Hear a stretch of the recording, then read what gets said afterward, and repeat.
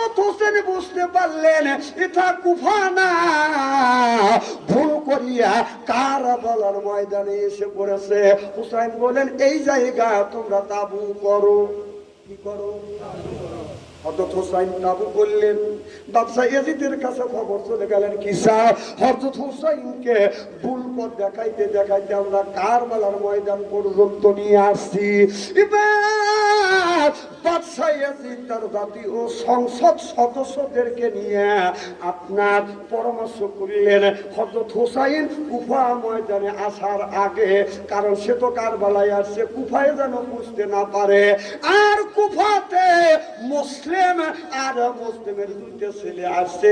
এই রাতের বেলায় ঈশান নামাজ পর এই মুসলিম আর মুসলিমের দুইটা সন্তানকে দুনিয়ার থেকে বিদায় করে দিতে হবে।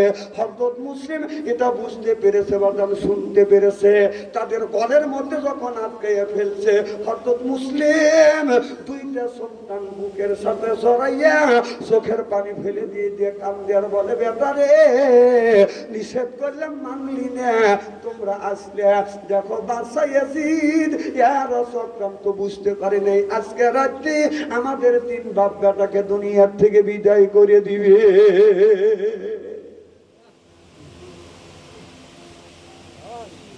আমার ভাইয়ের আমার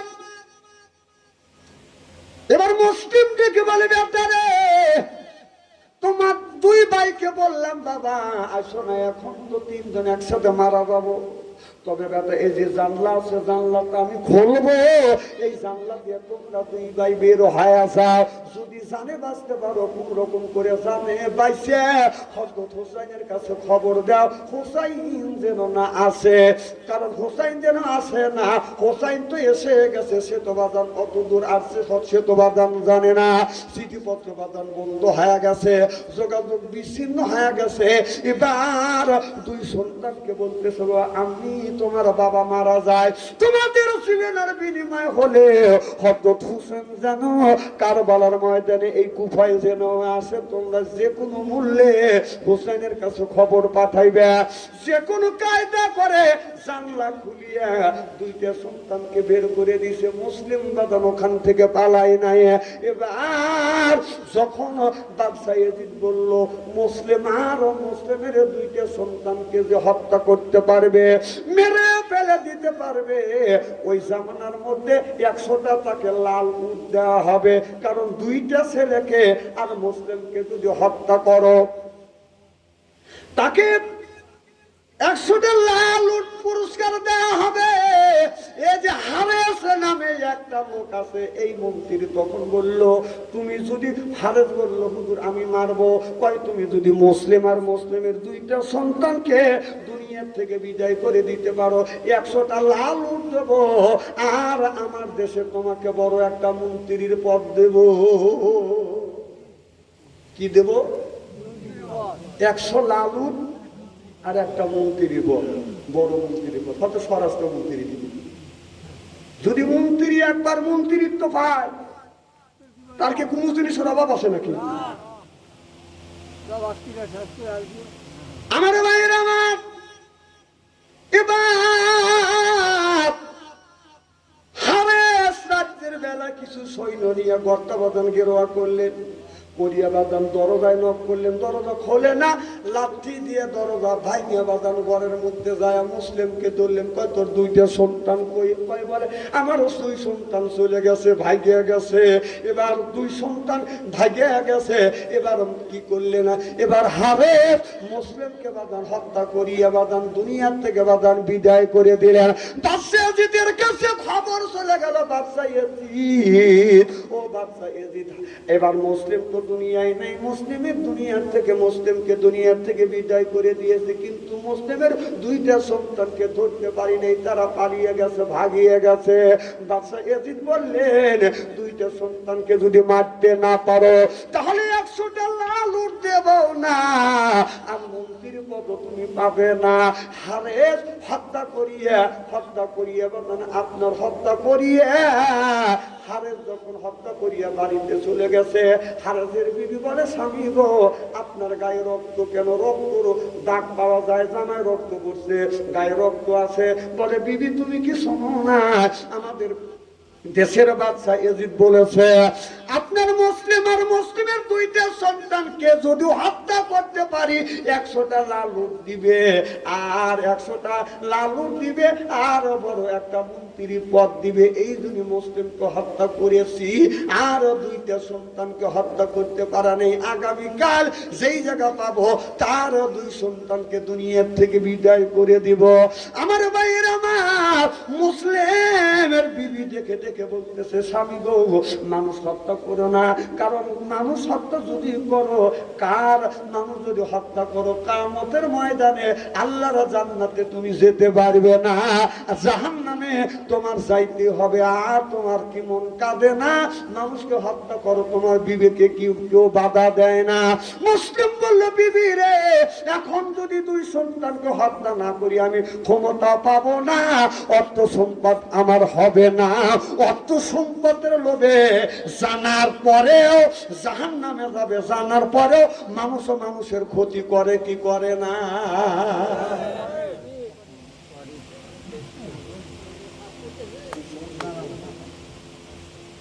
খুব খারাপ লাগতেছে নাকি? খারাপ লাগে ওয়াজ গুলো দেয়। আমি সব রকমের ওয়াজ জানি, বর্তমান প্রেক্ষাপট নিয়ে ওয়াজ করি, কিন্তু সেই ওয়াজ করার তো দিন আজকে না। আমার ভাইয়ের আমার, দেখেন তারা ইসলামের জন্য কত কষ্ট করছে, আর আমরা দুইটা টাকাও দিবার বাড়ি নিয়ে ফজরের নামাজ পড়িয়া এই মুসলিম না খাইয়া বাড়ি থেকে বের হইছে। রাস্তা দিয়ে যাইতে যাইতে লক্ষ্য করে দেখে, ভয়ে ভীতি মানুষ দেখলে কিন্তু দিশে পাওয়া যায়।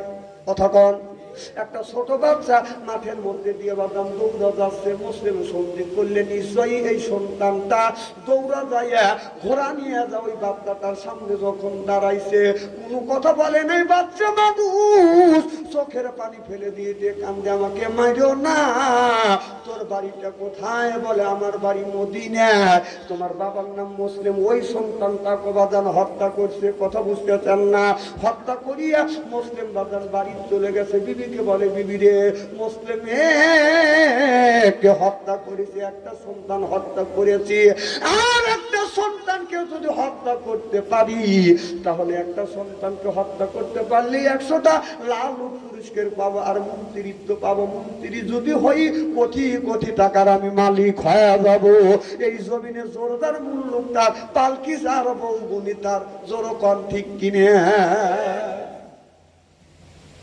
আমার ভাইয়ের আমার, একদিন যায় খুঁজে পায় না, 2 দিন যায় খুঁজে পায় না, 3 দিনের দিন। আর একটা যে বাচ্চা আছে মুসলিমের যে একটা বাড়ি আছে, বাড়ির পাশে বাজান পুকুর আছে। মানুষজন যখন দেখছে ওই বাচ্চাটা, আপনারও পুকুরের পাশে একটা গাছ আছে, গাছের উপরে বাজান বসছে, ডালের উপরে বাজান করে বসে আছে। এদিকে মুসলিমের বিবি গোসল করবার জন্য বাজান পুকুরে আসছে। এসে দেখে, পানির দিকে ছায়া দেখে, পানির একটা ডাল বাজান পুকুরের মধ্যে গেছে। এই পানির ছায়া, গাছের ছায়া পানির মধ্যে বাজান দেখা যায় কি যায় না? আমার ভাইয়ের অনেকটা সময় ছিল, আয়না ছিল না। আমার বিশ্ব নবী, আমার দয়াল নবী কি করতেন? আমার নবী যখন নামাজে যাইতেন, সুন্দর করে পাগড়ি পরতেন। ওই সময় আয়না ছিল না, নবী পরিপাটি করতেন। একটা পাত্রেতে পানি নিয়ে পানিতে রাখিয়ে দিতেন। পানির কাছে যখন মুখ নিতেন, এইরকম করে মুখ যখন নিত, ও বাদান মুখ যখন নিত, বাদান মুখ দেখা যাইত। রসুল আমার সুন্দর করে বাদান পরিপাটি হইতো। সুবহানাল্লাহ বললেন না? পানির মধ্যে মুসলিমের বিবি লক্ষ্য করে দেখে, পানির ভিতরে, পানির ওই পুকুরের মধ্যে একটা গাছের ডাল গেছে, ডালের ছায়ার উপরে একটা বাচ্চা বসে আছে। মুসলিমের বিবি চিন্তা করতেছে, পানির থেকে উঠে গাছের দিকে ছায়া দেখে, ছোট একটা বাচ্চা অসারো নয়নে চোখের পানি ছেড়ে দিয়ে কাঁদতেছে। মুখের দিকে যখন তাকায়, মুখের দিকে যখন চাইছে, চোখে যখন চোখ পড়ছে, শিশু বাচ্চাটা গাছের উপরে বসে হাত জোড়াত করে বলে, মা, আপনি আমার মা, আমি আপনার সন্তান, আমাকে মারিয়েন না, কারোর কাছে বলে দিয়েন না। মা মারেন না। এবারও মুসলিমের বিবি ছিল বাদান, ভালো মানুষ বলে বাবা তুমি নামে আসো। নামে যখন আসছে ছেলেটা ওই মেয়েটার শাড়ির নিচে গেছে, বলে মারে আমারে বাঁচাও, আমি মদিনার মানুষ, আমার বাবার নাম মুসলিম, বাবাকে শেষ করেছে হারেস, আর আমার ভাই কোথায় চলে গেছে, বেঁচে আছে কিনা জানি না, আমি মদিনায় যাব, হোসেনের খবর দেব, মারে আমি তোমার সন্তান, তুমি আমাকে মাইরো না। মুসলিমের বিবি বলে বেটা আমি তোমাকে মারবো না, আমি তোমাকে মারবো না, তুই আমার কাছে আয় বেটা, আমি তোমাকে এক জায়গায় রেখে দেই, রাত্রি প্রভাত হলে আমি তোমাকে রাস্তা দেখা দেব, তুমি মদিনার পথে চলে যাবে। সিল্লাইয়া কন্যার হাওয়া। আমার ভাইয়ের আমার বলে মা আমাকে হারসের হাত থেকে বাঁচাও। মেয়েটা চিন্তা করতেছে, বাবা মনে মনে চিন্তা করতে, আমি যে হারসের স্ত্রী, এই ছেলেটা বাদাম জানে না। বলে বেটারে ভয় নাই, তুমি আমাকে মা বলে যখন ডাক দিয়েছো তোমার কোনো চিন্তা নাই, তুমি এই ঘরের মধ্যে তুমি চুপ করে শুয়ে থাকবে বেটা। এবার হারেস যখন আসছে, হারেসকে সুন্দর করে বিবি খাওয়াইছে, খাওয়ানোর পরে হারেসকে নিয়ে বেছানায় বাজার ঘুমাইতে গেছে। ওই মহিলার চোখে ঘুম আসে না, সন্তানটা বাজান আর একটা রুমে বাজান শুয়ে আছে। বাচ্চা বাবু জেগে থাকতে থাকতে বাজান আপনার ঘুম এসে গেছে। ঘুমের মধ্যে স্বপ্নের মধ্যে চিৎকার করে উঠছে, বাবা তোমাকে মেরে ফেললো, ও বাবা তোমার সাথে কোনো দেখা হবে না। বাবা বলে যখন ঘুমের মধ্যে স্বপ্নের মধ্যে চিৎকার করেছে, এই চিৎকার মুসলিমের কানে পৌঁছে গেছে। মুসলিম ঘুম হয়ে গেছে, বলে বিবি রে আমার বাড়ির মধ্যে আমার ঘরের থেকে ওই ঘরের থেকে আপনার বাচ্চা মানুষের কান্নার আওয়াজ আসছে, কোথার থেকে আসছে? এবার মুসলিমের বিবি বলে স্বামী রে এখন স্বপ্নে তুমি দেখছো, স্বপ্নের মধ্যে তুমি কি দেখতেছ, তুমি ঘুমিয়ে পড়ো। বলে না বিবি না, আমি স্বপ্নে দেখি নাই, আমি নিজ কানে শুনছি। মুসলিম বাতি লাগাইছে, হারিকেন লাগাইছে, মনে করেন টর্চ লাইট লাগাইয়া ঘরের মধ্যে বাদাম তন্ন করে খুঁজতেছে, বাদাম পায় না। খুঁজতে খুঁজতে এই ঘর রেখে অন্য ঘর, ওই ঘর রেখে আরেক ঘরে বাদাম যায় দেখে ওই ছেলেটা টুক করে বাদাম বসে আছে। ছেলেটাও দিশে পাইছে, মুসলিম আলো নিয়ে এসে খুঁজতেছে। এখন টাকা দেখে ছেলেটা টুক করে বাদাম লয় করে বসে আছে। মুসলিম যাইয়া ঘাড় করে ধরছে, আসামি পাইছি। দেখেন মন্ত্রিত্বের জন্য, ক্ষমতার জন্য, আপনার ক্ষমতার জন্য আখেরাত হারাবে, কিন্তু টাকা বাজান ছাড়তে চায় না। ক্ষমতা, ক্ষমতা কি? আমি আপনার অন্যায় করিয়া, আপনাকে হত্যা করিয়া, আপনার অর্থ সম্পদ মাইয়া খায়া আমি জানি যে আমি জাহান্নামে যাব, তারপরও আপনার অর্থ সম্পদ নেব, আপনাকে হত্যা করব। কথা কন, দেশের নিয়ম এইটাই নাকি? কথা কন, এইটাই চলছে। কিয়ামতের ময়দানে আল্লাহ কিছু মানুষকে দোজখে দিবে আর জীবনে বের করবেন, আর কিছু মানুষকে ধাপে ধাপে দোজখ থেকে বের করে জান্নাতে দিবে। সুবহানাল্লাহ, এটা জোরে বলেন। যদি বলেন কারণ, কারণ আপনি যদি মানুষের হক নষ্ট করেন, মানুষের হক যদি নষ্ট করেন, আল্লাহ আপনাকে মাফ দিবে না। নামাজ পড়ি নেন, আল্লাহ মাফ করে দিতে পারে। রোজা রাখি না, ইচ্ছা করলে মাফ করে দিতে পারে। হজ করি না, ইচ্ছা করলে মাফ করে দিতে পারে। আল্লাহ বলে বান্দা, বান্দা হয় বান্দার হক নষ্ট করিস না।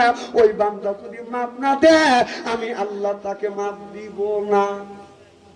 কিয়ামতের ময়দানে কিছু মানুষকে আল্লাহ জাহান্নামে দিবে, খালিদিনা ফিহা আবাদান, চিরকাল জাহান্নামের মধ্যে থাকবে। কারা?